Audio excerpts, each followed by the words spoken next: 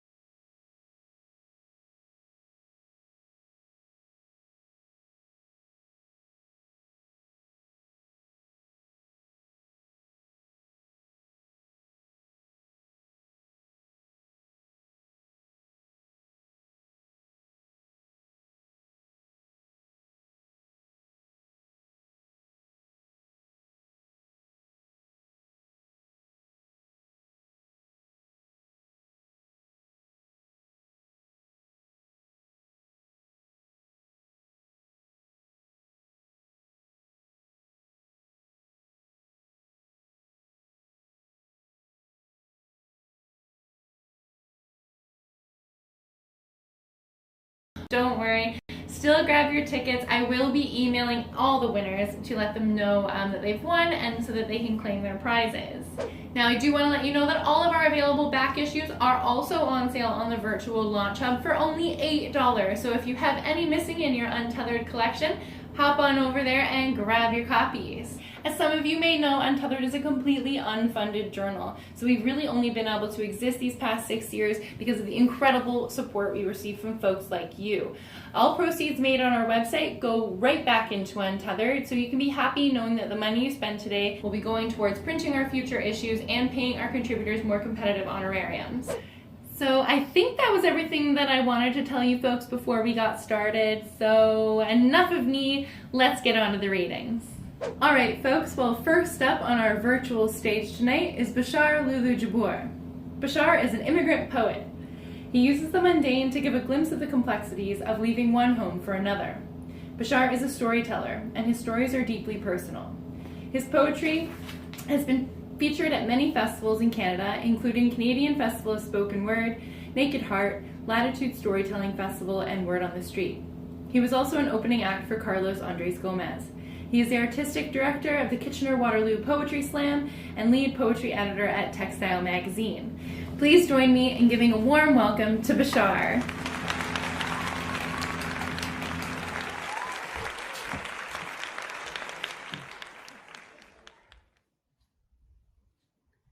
Hi everyone, my name is Bashar Lulu Jabbour.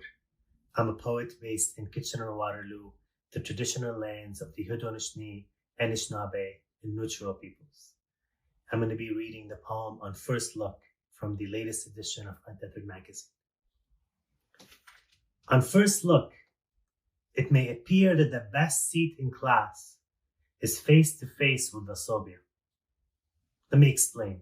A sobia is this fire stove that we use with a fuel called mazot to heat up rooms and houses and classes in Syria.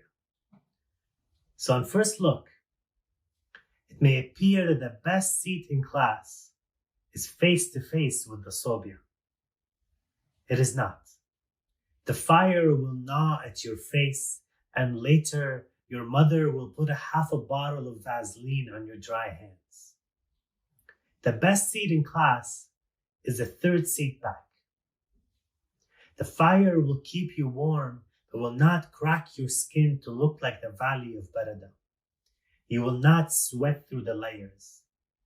And on the days when the mazot does not come, you will be cold anyway. So you might as well be cold in the third seat back.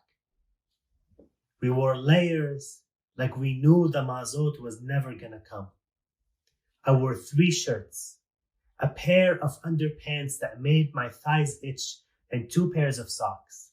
On the coldest days, my mother and I argued about a 3rd pair.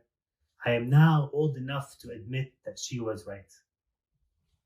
Back then, we all coped with the cold differently. Khalid never took his jacket off.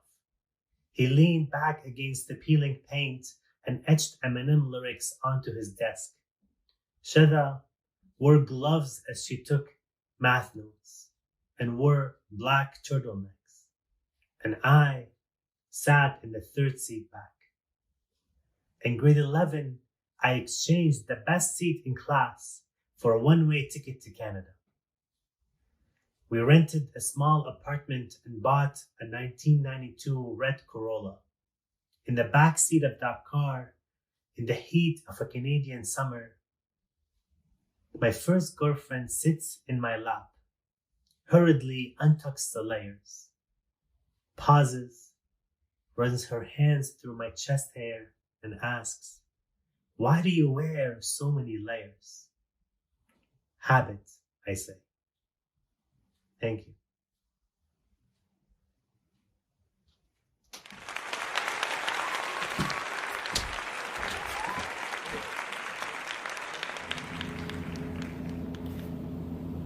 Thanks so much for that, Bashar.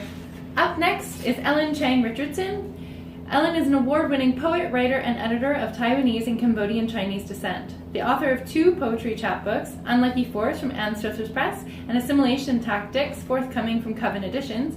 Alan's work has appeared in many publications, including Long Con Magazine, Anti-Heroin Chic, The Puritan's Town Crier, and Vallum. She currently lives and works in Ottawa, Ontario, on the traditional unceded territories of the Algonquin Anishinaabe First Nation. You can find out more about Ellen at ehjchang.com. Please welcome Ellen. Hi everyone, my name is Ellen Chang-Richarson, and I am very excited to be reading here as part of the launch of Untethered. I'll be reading you 4 poems this evening, the first of which appears in this issue.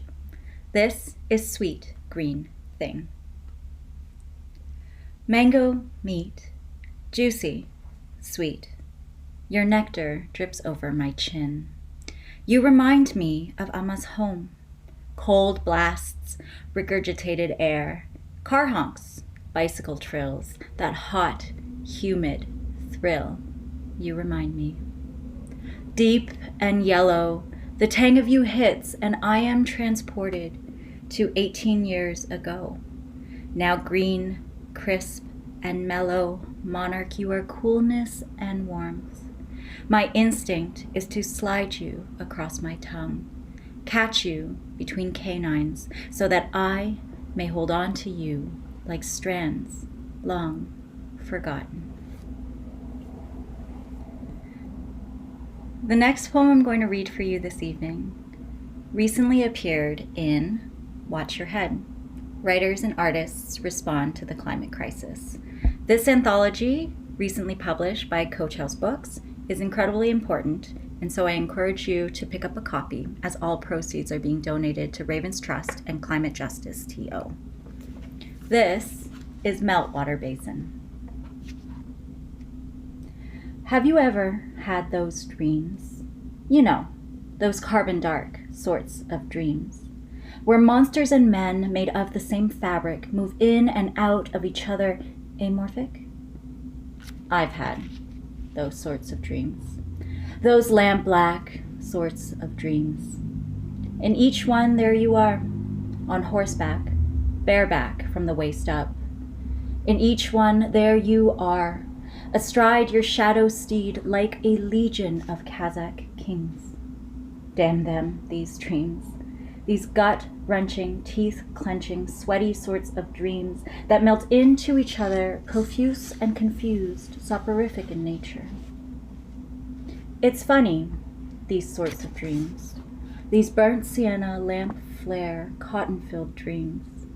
They remind me of a time long past when my seas and your shores met like towers in rain. They remind me of leafy green, high golden mushroom haze, where my lips and your limbs met wrapped in polyurethane. The third poem I'm going to read for you tonight, or this day, evening, wherever we are, is part of a collaborative series with Toronto-based illustrator Netta Omidvar.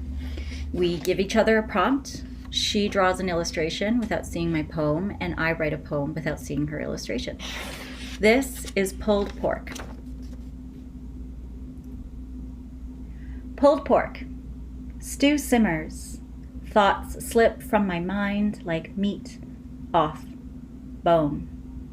Deep, diving off bay leaf into red, dish, brown. And the final poem I'm going to read for you tonight is called Bluff City Blues. This poem is forthcoming in my second chapbook called Assimilation Tactics, which is coming out soon with Coven Editions. Bluff City Blues. Pigeons take to air like locusts carving razor edges into slate gray. Wires dictate cities of frozen blades and molecules of smog, smoke, and CO2 broken by atoms approaching. Thank you.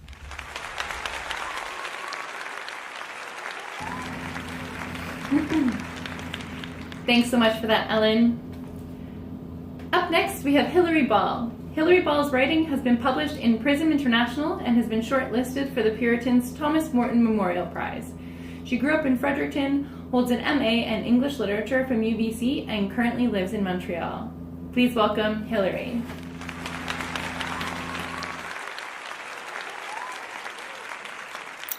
Hi, my name is Hilary Ball. The story I'm going to be reading from today is called The Intruder, and I wrote it in May of 2020 in Montreal during the first wave of the coronavirus pandemic. I can hear Esme talking to my cat in the kitchen. "Hi, sweetheart," she's saying. "Are you having an exhausting day?" "I know. Life is so difficult." "I know." Esme speaks to the cat the way she speaks on the phone, in a higher, softer register than she uses with me. It's past noon and I'm only half awake.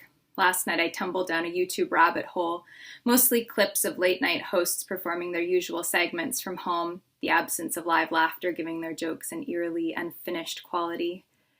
I keep my bedroom door ajar so the cat can come and go as she pleases, and somehow it's gotten pushed all the way open, exposing my hoard of dirty laundry and dirty dishes to the narrow hallway that runs the length of the apartment. But Esme will not have glanced in at me all morning, even if she's been awake for hours, padding up and down the slanted hardwood in her bare feet. And anyway, what does it matter if she thinks I'm a slob inside my own room? The cat has joined me now. She's purring passive-aggressively at the foot of the bed. "Okay, Panda Bear," I say, kicking back the covers. "Okay, my little panini." The cat's name is Pandora because I found her in a box. This was last fall when I first moved to Montreal and was staying at Caro's apartment in Hochelaga while her usual roommate was on a semester abroad. The box had previously contained the components of a complicated dresser I'd ordered from IKEA.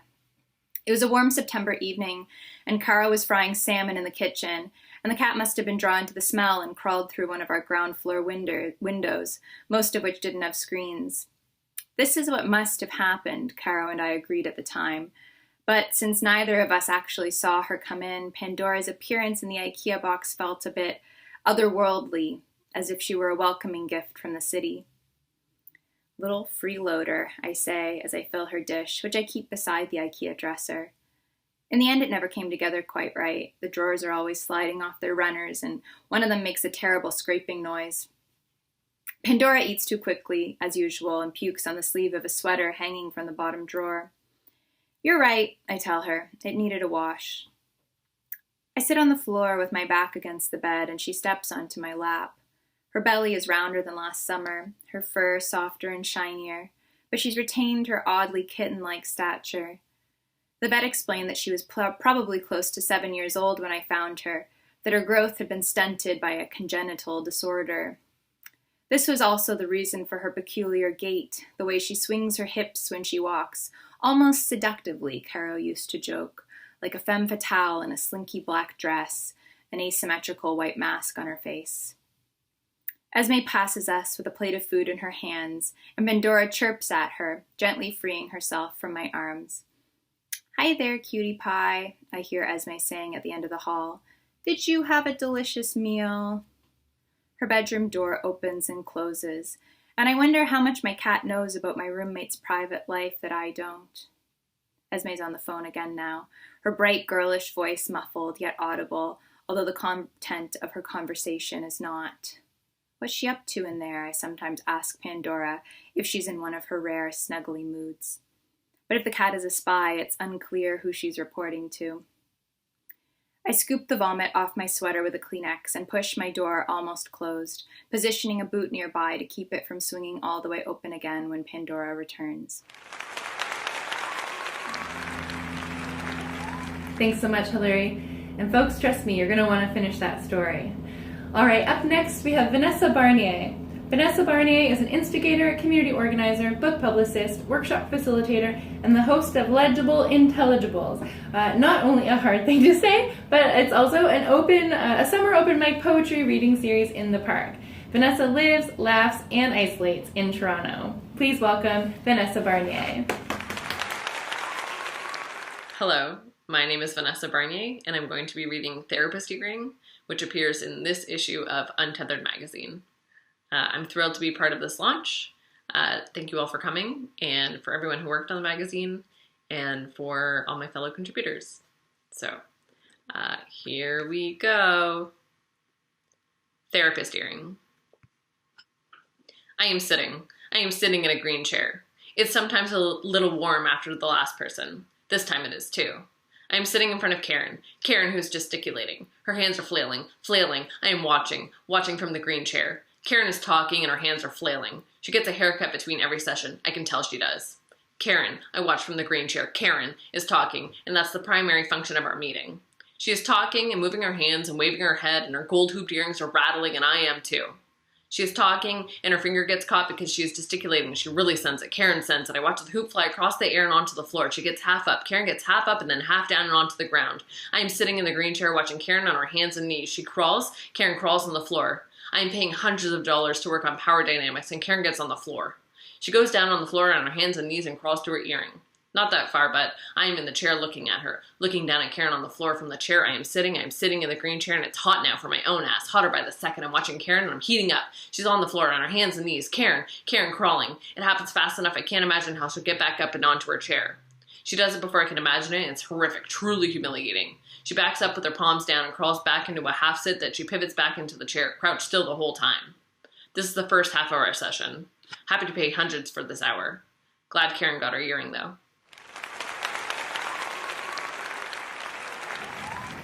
Thanks so much for that, Vannessa. And folks, that poem reads just as chaotic on the page. Up next, we have Megan Cole. Megan Cole is a tattooed food enthusiast with an obsessive reading habit. Megan has been published in The Puritan, Invisibog, Kootenai Mountain Culture, The Growler, and more. She's currently working on her first book, Crazy Making, Surviving the Shipwreck of Male Mental Health. When Megan isn't writing, reading, or cooking, she's working as the Director of Audience Development for the BC and Yukon Book Prizes and recording interviews for the podcast Writing the Coast. Please welcome Megan Cole.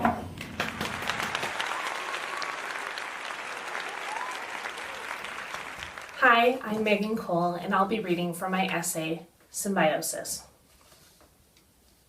12. The thick straps of my backpack dig into my narrow shoulders. The heels of my feet are tucked up to my thighs. We rest. Bags of gorp, trail mix are passed around. We try not to mind the bag for the smarties, who we sit on the damp ground, pillows of moss underneath us, and I sip from a bottle that's held water on many trips. It tastes like the thickly wooded trails of Strathcona Park, like the rock slopes of Eastwood Park, like the Todd Inlet. I dip my hand into the bag and lean onto my pack. It falls backwards, and so do I. My hands flail and my feet kick frantically. I've fallen and I can't get up, I say. I look up at the canopy of Carmina Valley's old growth. The laughter bubbles and I see my dad in my peripheral vision. His hands take hold of mine. I plant my feet onto the ground and he pulls me upright. He walked in front, and I trailed behind. Both our hands clasped behind our backs. When you were my daughter, those were the happiest days of my life. I wish you would come home. Emperor penguins squawk on screen. The voice of a male narrator drives home their unique family life and mating rituals, anthropomorphizing their behavior based on outdated Leave It to Beaver model. Fathers play a big role in the incubation and lives of their chicks. For humans, where the burden of bearing and raising children is predominantly placed on the mother, the emperor penguin is a case study of reverse gender roles. Male penguins hold the egg in their brood pouch. Female marsupials like koalas, kangaroos, wombats, and possums, as well as seahorses, echidna, sea otters, and chipmunks also have this unique cavity where eggs or embryos go for part of their development. But only male seahorses and emperor penguins have the special pouches. The male penguins cluster together, egg or chick, tucked under layers of fat and feathers, while the mother plunges into the water surrounding Antarctica to bring food back for her family. Once their young are strong enough, the parents will share parental responsibilities. The household chores are divided based on survival and instincts rather than gender. 8. I drop a fractured bit of pottery into an old co-op grocery store bag. My bag hangs heavier than my sister's, a sign that I've found more artifacts than her.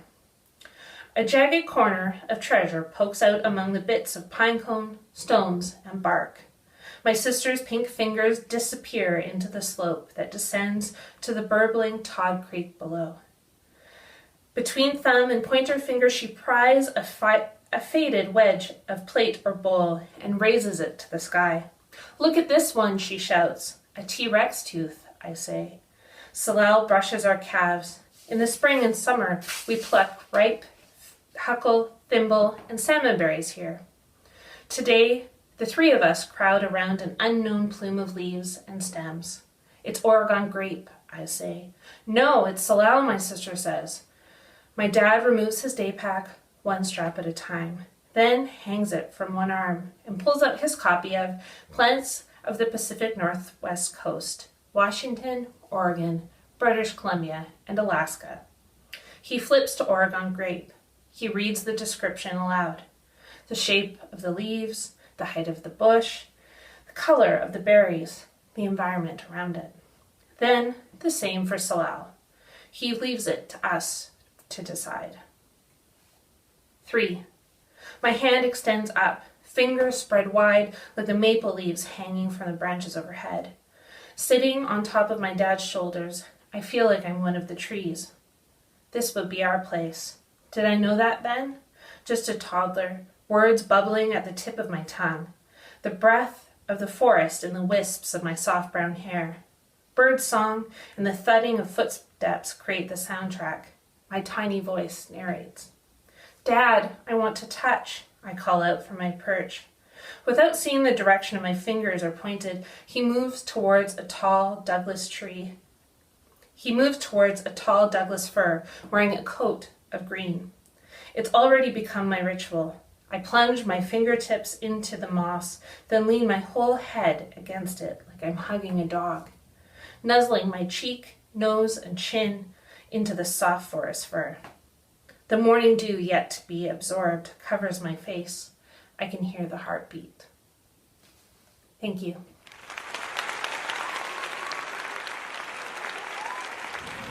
Thanks so much for that, Megan. Up next, we have Katherine FitzHywel. Katherine has completed a BA Honours in Creative Writing at RMIT and is currently undertaking a PhD in Creative Writing at the University of Melbourne. She is studying the representation of animals through the language used in contemporary poetry. She also likes potatoes and soup. You'll see why she says that in a second. She lives in Melbourne and has performed her poetry for Miss Millie's Pop-Up Poetry Cafe at AfroHub and Next Level Studios. Please welcome Katherine FitzHywel.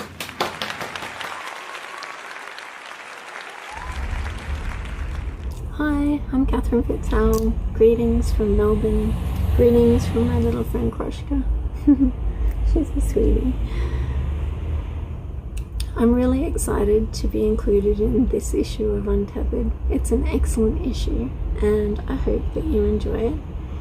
I'm going to read a couple of my poems. They're food-based poems and that's why I'm wearing my food-based t-shirt that a friend made. And they're just a bit frivolous, so I hope that you have fun with them and enjoy them. They're called Potato and Soup. Potato. When you ask me about truth, I prevaricate, but I'm just waiting for the potato in the microwave. If I had an analyst, he would say, "What did you think of that? Withholding?" But Freud does not talk about potatoes, does he? I am disappointed about nothing really. How can I be annoyed that something I didn't ask for didn't eventuate? There is nothing more important to me than hunting a lost cat on the sidewalk. Is it a sidewalk or a footpath? Why did I say that? I guess I'm just conforming, melding to form. What is expected now? That I make a protest or some claim to prior knowledge? Insert quote here. Perhaps it's just that a potato is waiting.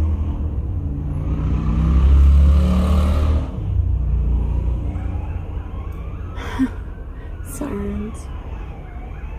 Wait a second. This is how exciting these poems are. There are sirens. Soup. I gave him soup. I was going to have a potato. I didn't need all that with toast. Do we need to be the same? Then I thought, life is not only potatoes, and sometimes it's okay to do whatever everyone else is doing, because you want that too. Actually, I didn't explain. The potato was already cooking in the microwave, little fork holes hissing. But I decided, flippantly, to put it half-cooked in the fridge and make soup instead. I sort of want to say that the potato didn't deserve this, that I didn't enjoy the soup after all, but it was good. Lentil and coconut, if you're wondering. Well, those are my poems, and I hope that you enjoyed them. I'd like to dedicate them to my friend Anya Volvich and say goodbye to her as I say goodbye to you. I think she would have enjoyed them, and I hope that you do too. Goodbye from Crush, and goodbye from me. I hope that we meet in the real world someday, and I hope that you enjoy this issue of Untethered. Cheerio. Ciao. Thanks so much for that, Katherine. Up next, we have Margo LaPierre. Margo is a queer, bipolar Canadian poet and editor. Her debut collection, Washing Off the Raccoon Eyes, was published by Guernica Editions in 2017. She is newsletter editor of ARC Poetry magazine, membership chair of the Editors Canada Ottawa-Gatineau branch, member of Poetry Collective 7, and poetry selector for bywords.ca. She is completing an MFA in creative writing at the University of British Columbia. Her work has been published or is forthcoming in the Thames Review, Room Magazine, Filling Station, Carousel, Prism International, Train Journal, and others. She lives in Ottawa, and you can find her at Margo LaPierre. Please welcome Margo. Hi, my name is Margo LaPierre. Thank you, Untethered, for hosting us here tonight. And I would like to thank you, Untethered, as well, for publishing my poem, Crayfish, in this issue. Crayfish. Does the river have a tide? Reaching out to gray roots, lapping roots licked black. A rude crayfish skirts over my toes, and I reach down into silt and water, pinch its neck in thumb and forefinger, and in my thoughts, clutch you. Most delicate and pedestrian of decapods, struggling. My pulse glides to the gurgle of your goose flesh and wet eyelashes. You don't answer. You are crouched over algae sticky as vertigo, oblivious to what may be done to you, claws and craws. My solar plexus stretches outward. My body is near annihilated in its reaching. Your back is to me, and you don't see me reaching. What crevice has caught your eye? What rippling darkness? Carp wide as the river turn under the surface. The wet glass above their deep-end layer disturbed with hidden indecision and dorsals. The crayfish flicks about in my stiff grasp. You don't look up. You point to me. You flick your wrist. Come here. My second poem, Domestic Disordered, was published by Nonplus Lit this year. Into the coffee table's glossy surface, I scratch a vicious gasp. I lay myself down to cry on the hard plains of the house. Yesterday, you broke tufts of indica and left them there like last week. In this photo, I have a broom in my hand. In this photo, I don't. In this photo, I can't tell time. Did you out me and discuss my daily failures? I forget how to brush my hair. I forget how to wash. Unlearning your likes wasn't my intent, but it was easier than tending the orchid whose blooms dropped. I no longer see the O, the dimple in your cheek.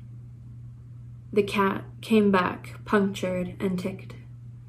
Yesterday, you left me here last week. Thank you. For upcoming projects, I do have a chapbook, a collaborative chapbook, Towers, out with Collusion Books next summer, and that is with my collaborative poetry group 7. We are Ellen Chang-Richarson, Helen Robertson, Nina Jane Dristek, Manalha Bandakwala, Chris Johnson, Conyer Clayton, and myself. And that's Towers next spring. Thank you, Collusion Books, and thank you, Untethered. Have a great night. Thanks so much for that, Margo. All right, folks, so we're going to do something perhaps a little unconventional, but since this is a live event, we're going to take a short 2-minute break. So you can do what you need to do. Go to the bathroom, grab a drink, maybe head on over to our virtual launch hub and grab your issues and your raffle tickets. Again, issues are on sale for only $12 until the end of today. Raffle tickets, you can get 1 ticket for $2, 3 tickets for $5, or my very long arm's length worth of tickets for $10. That's 15 tickets for $10. Definitely the best deal. All right, so you can go and do all of that, and we'll see you back here in 2 minutes.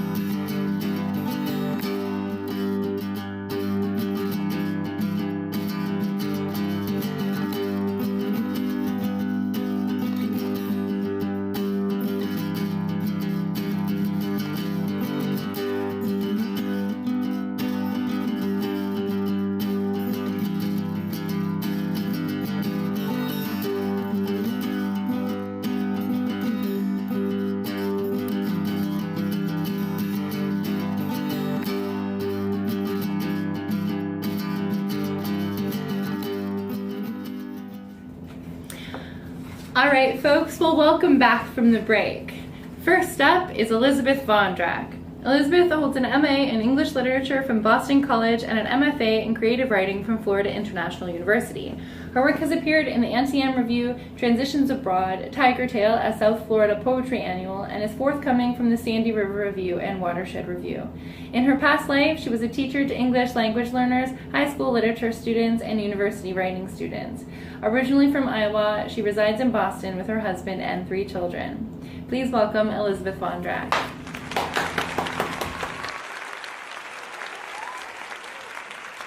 Hello everyone, it's a pleasure to be here with you. I will be reading from my short story, Real Colors. But before we drop into the middle of the story, let me provide a little context. The main character and narrator is a white mother of biracial twins, a boy and a girl. The twins have just started kindergarten, and the mother is rather upset because the teacher has been writing notes next to her son's work telling him to use real colors. So for example, when the little boy Timmy draws a self-portrait using blue and purple crayons, Miss Smith writes next to it, use real colors, you are brown. So the mother writes replies to the teacher's notes arguing for self-expression. A fun little fact, when my son was in kindergarten, he received very similar notes from his teacher. But unlike the narrator, I never wrote replies.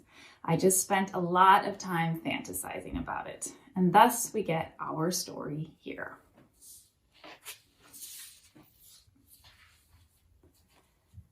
Does Miss Smith ever smile? I asked Timmy one evening over his homework.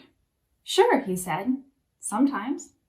From the crayons scattered on the kitchen table, he grabbed the one closest to him. He colored the zebra, even the black stripes, until the animal looked like a blob of cotton candy. Timmy's eyes searched the tabletop for several seconds until he found the next crayon he wanted.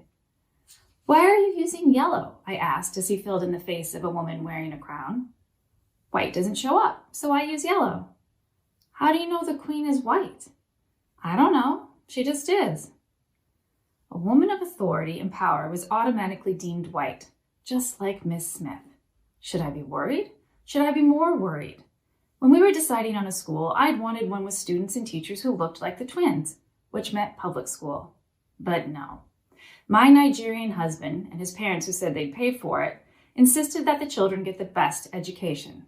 Diversity, that American obsession, be damned. It was the same thinking that had landed us in one of the whitest neighborhoods in Boston. That July, I'd been too pregnant and too relieved to be moving out of a tiny apartment and into a 2-story house with central air to argue. Now, more than ever, I worried I'd failed my children. I'd allowed them to go to a school that not only had no role models of color, but that also employed a teacher who ruled over the students' self-expression like a Soviet apparat. 2 days later, the worksheet returned home with a big red C, which we'd since learned meant correct. And yet, there was a note next to the pink zebra. Please use real colors. Again, with the real colors. Why no note next to the jaundiced queen? Was yellow the new white? I was having a difficult time keeping up with the rules of kindergarten. I knew I'd have to reply. Despite that my replies didn't get replies, and my subtler forms of communication were ignored as well. You see, since writing the first note, I'd purchased Eric Carle's The Artist Who Painted a Blue Horse.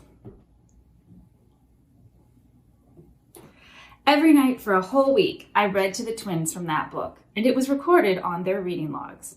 On Timmy's log, I'd even added a little comment. The twins love this book. I highly recommend you get it for your class. I'd be happy to donate a copy. I hoped that Miss Smith would recognize my olive branch and reply accordingly. But no, only a big red C returned on the reading log. So I composed another note. Dear Miss Smith, I don't know if you've had a chance to read The Artist Who Painted a Blue Horse, but I think you'll be interested to learn that the Nazi regime would not allow the work of the aforementioned artist, Franz Marc, to be shown. Hitler only believed in realist work and deemed the abstract expressionists degenerate artists.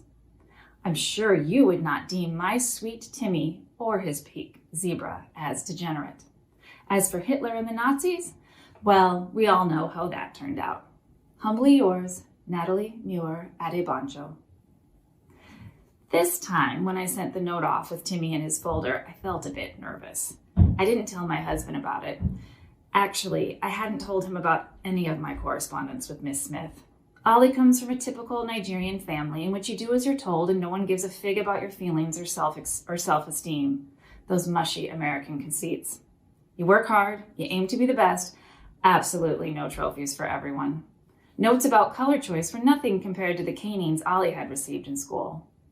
When I showed him Miss Smith's first note, he'd shaken his head and said, "Time for Ola Timmy to get used to the real world."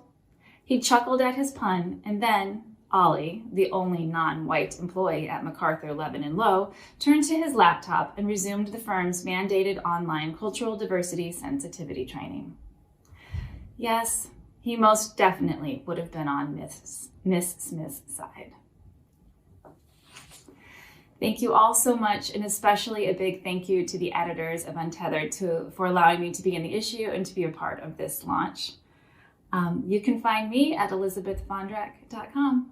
Thanks, and take care. Thank you so much for that, Elizabeth. And folks, you're really going to want to finish that story. The ending is just so satisfying. All right, up next we have Deirdre Maultsaid. Deirdre has been published in Kenthouse, CV2, Filling Station, Grain, Prairie Fire, The Puritan, Whitewall Review, and many others. Deirdre Maultsaid is a queer white writer living in Vancouver, Canada, on the unceded territory of the Coast Salish people. You can find more information at deirdremaultsaid.com or at Deirdre Maultsaid. Please welcome Deirdre.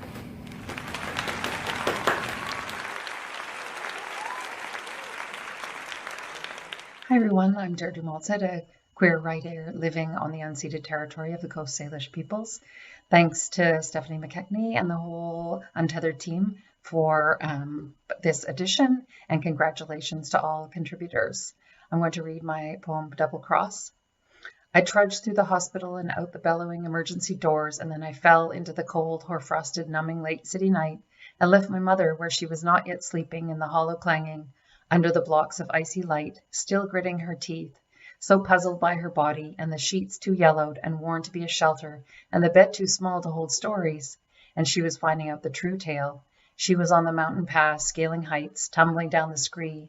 But her body, what a red place, what a ropey red terrain, unmapped, unknown, torturing her with long, bog-smoldering fires of dark orange veins that ignite in the gullies and run up the slopes. And she was still learning her dark worry, and her blossoming agony, and the ropes of her belay and her fiery girdle not yet her tango, nor the swinging out and the swinging back, nor the balm of muscles yet a bridge, or a bridge for a bridge. In a dark worry over frosted grass, I clumped and I was dizzy, or I was soul frozen, or I was nothing, or I was yet at the nadir, and I suddenly passed an old chestnut, and the branches were pennants against the splotchy cloudy sky, and the trunk was damp, but there leaning on the tree was a bicycle, and strung on the bicycle were bright white lights, and they were promising, and the spokes were floating in the dark, and are proceeding like gifts, and I moved aside from myself, and I felt the tilt of doubleness, or the double cross of the knobs of arms and legs, and the deceitful knots of mountaineering ropes. Not the solid knot, nor the double knot, nor the harness, nor the signals to protect. And there before me the wheels were aglow, an antecedent to trouble against the dark, the handlebars proud, sire to light, and mother to gems, and ready for the zenith, and the bicycle glowed, and I glowed, and so we glowed, like small luminous moons of peace. Thank you. I'm going to read Wreck Everything, which was recently published in Riddle Fence, an Atlantic literary journal, worth reading and investigating. Wreck Everything. The cat scrabbled on the shelf, gave one choked howl, and landed upright on the couch back. I watched the cat. The cat watched my mother. The round black vase tipped, it toppled, it fell. Shards clattered and rocked. The surface of Oaxaca clay, burnished with the back of a silver spoon, had shone, like jet, like sky. With 3 splayed legs and a lattice of cut-out triangles at its lip, it was heavy, present, ours.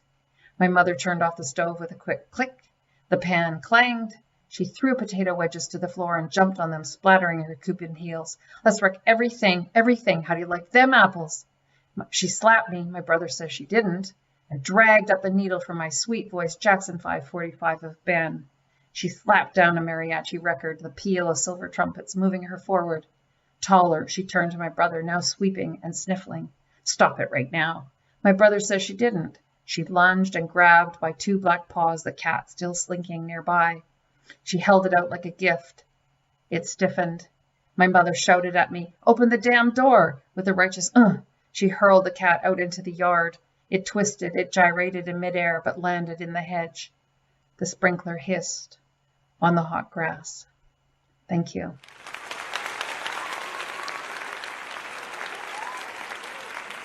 Thanks so much for that, Deirdre. All right, folks, up next we have Gillian Turnbull. Gillian holds a PhD in ethnomusicology and is the author of Sonic Booms, Making Music in an Oil Town. She holds an MFA in creative nonfiction from the University of King's College, where she now teaches as a mentor in the program. She has written for The Walrus, The National Post, The Conversation, Hazlitt, No Depression, Penguin Eggs, and the Grove Dictionary of American Music. She teaches music at Ryerson University, co-founded the Wide Cut Weekend Roots Festival in Calgary, and has hosted radio shows in Edmonton and Toronto. Please welcome Gillian.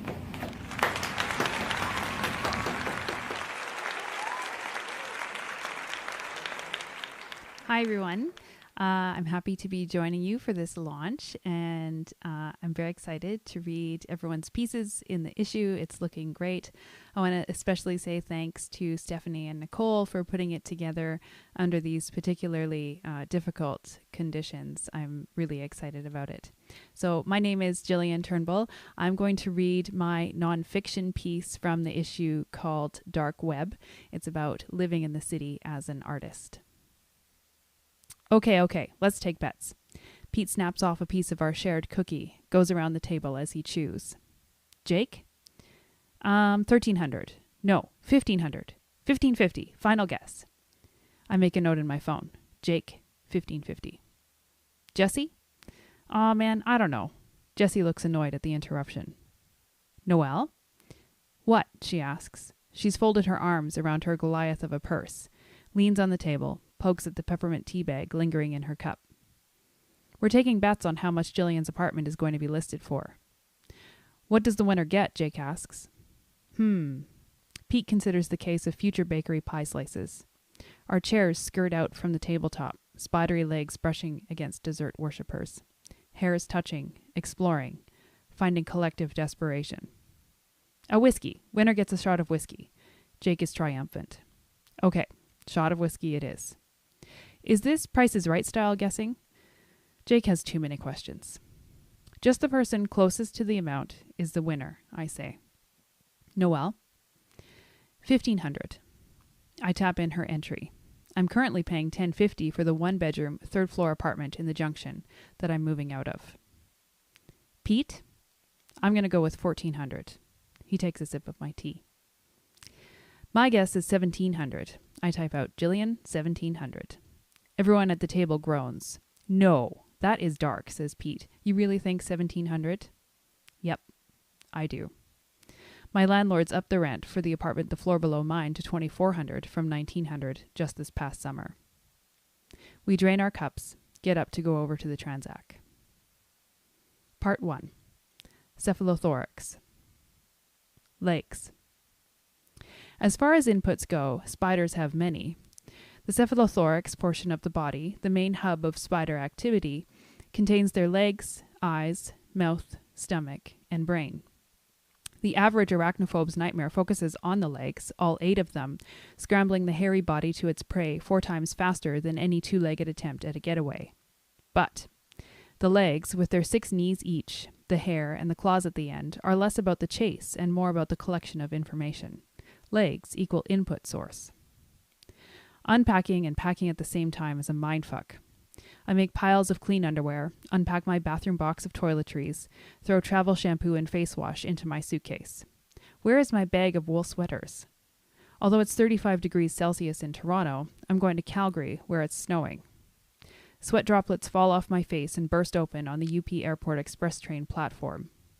I hope I unplugged the kettle. I settle into the plane seat, snooze for a few minutes, absorb the encroaching dryness that makes my knees and ankles ache. We land. I'm up and running again. By the end of this week, I'll have slept in 4 places. I spent nearly $3,000 on my move, just to be in secure housing. My rent has dipped down by $125, and I'm in a co-op. Safety. I have squished all my legs out of my old exoskeleton.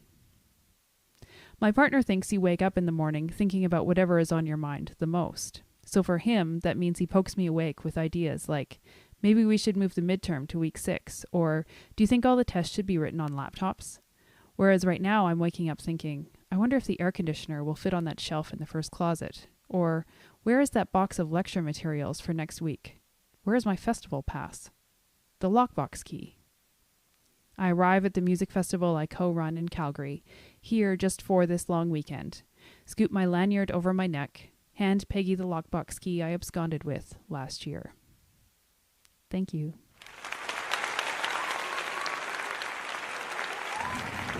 Thanks so much, Gillian. Up next, we have Khashayar Mohammadi. Khashayar is a queer Iranian-born Toronto-based poet, writer, translator, and photographer. He is the author of 3 poetry chapbooks, Moe's Skin from Zed Press, Dear Kestrel from Knife Fork Books, and Solitude is an Acrobatic Act from Above Ground Press. His debut poetry collection, Me, You, Then Snow, is forthcoming with Gordon Hill Press. Please welcome Khashayar.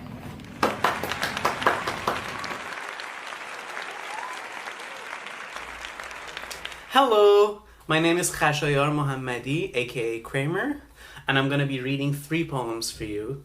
The first one, Chash, is printed in Untethered. I want to thank Untethered, everyone involved, and all my fellow writers in this issue. Here's my poems. Chash. The first time I stretched out my eye, I was reading Quran for school assembly. The most convicted eye, full of aberu, my surface water, placid, crystal clear. But the poet says the tearful cloud will wash away all sins, all surface water. If all sins are washed away, then why are we ashamed only when our surface water runs? So when the beloved asks for a favor, I don't say yes. I draw from my heart with placid surface water and say chashm, a literal eye for obedience, as in on my eye, as in covering my eye, as in I obey, hoping, hopefully, as in step upon my eyelids. My eye on the outside, on my face, my ru with 2 abru. A face and 2 eyebrows, pushing the face away from bodies that attract, a rudder redirected.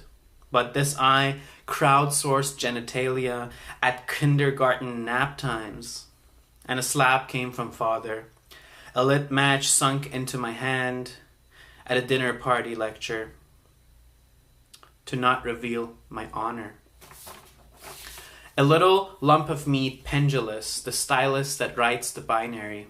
And when I said I to mama, I meant I liked cigarette burns. I meant I could smell the corner of the eye glance economies from when home smelled of afternoon naps and boys removed socks for prayer.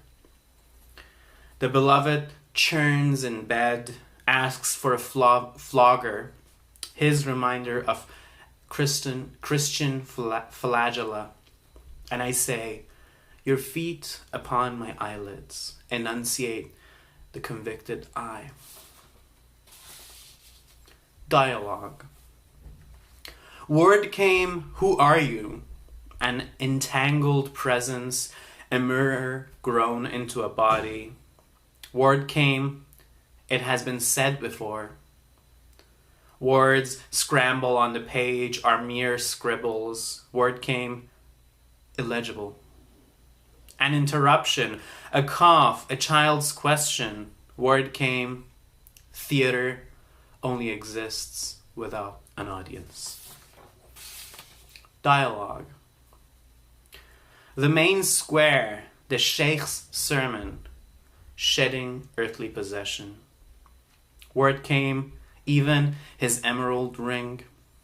Walk the desert for years. No wisdom, none yet.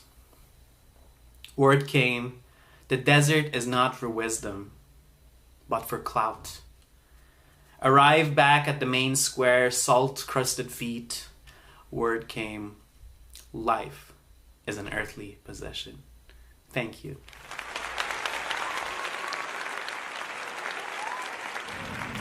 Thanks so much, Khashayar. Up next, we have Jade Wallace. Jade Wallace's poetry and fiction have been published in or are forthcoming internationally from This Magazine, Canadian Literature, the South Carolina Review, and the Stockholm Review. Their sophomore collaborative chapbook, Zoo, ZZOO, is forthcoming with Collusion Books in October 2020 under the moniker Made. It's 2021 now, so you can probably find that. And you can find Jade at jadewallace.ca or ma-de.ca. Please welcome Jade Wallace.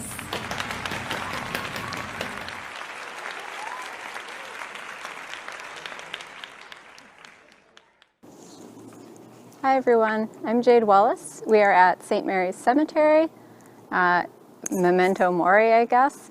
I'm going to take a little walk, and I'm going to read you a segment from Ophidia. Every hour, the woman carved from wood leaps out of the clock, singing a slur of notes, and it sounds like she is speaking. Usually the words are indistinct, but today at noon I hear one clear word for the first time. Pursue, the little woman tells me, and the snake chasing its tail around the face of the clock does loop-de-loops of agreement. Oh yes. That's a good choice for you, the cashier at the antique shop said to me when I found the cuckoo clock 3 weeks ago. Why is that? I asked. Because your time is running out, she laughed. I am not a superstitious person. Do not be fooled by the row of metaphysics texts on my bookshelf. Those are from a long time ago. The cashier was right, though. This is a strange age for a horologist. No matter how many clocks I fix, my time is still running out.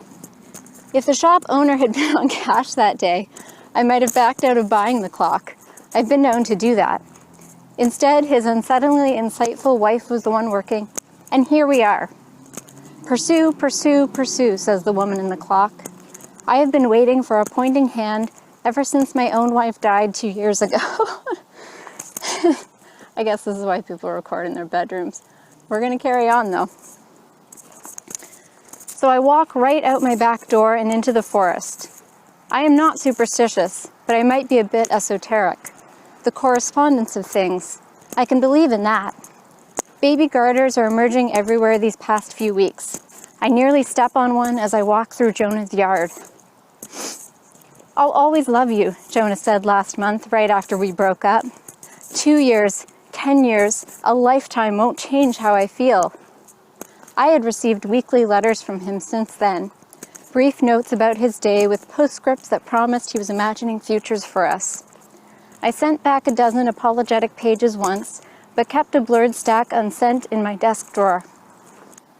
Jonah comes out of the coop holding one of his homing pigeons and stares at me for a minute.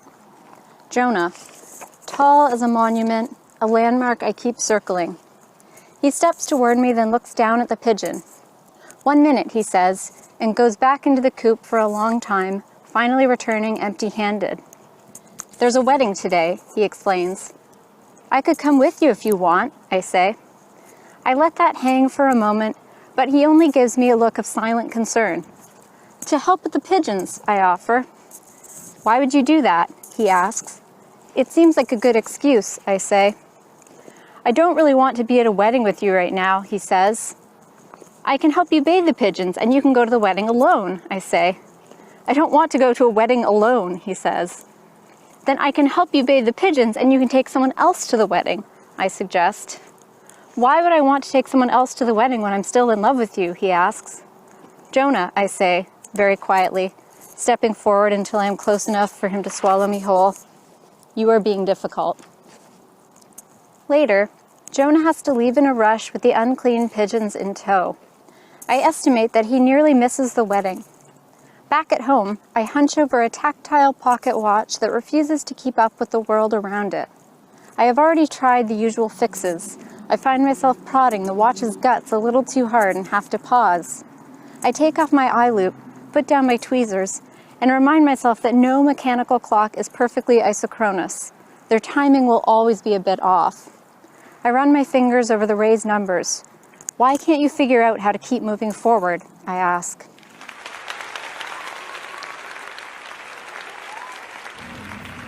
Thank you so much for taking us on that little walk with you, Jade. All right, folks, we're down to our final reader of the evening, which is Michael Russell. Michael Russell is Mama Bear to Chapbook Grinder Opera from Frog Hollow Press. He's queer, has BPD, bipolar disorder, and way too much anxiety. His work has appeared in, or is forthcoming from, Art Poetry Magazine, Heavy Feather Review, Homology Lit, and Plenitude, among other places. He lives in Toronto and thinks you are fantabulous. You can find him at michael.russell.poet. Please welcome Michael.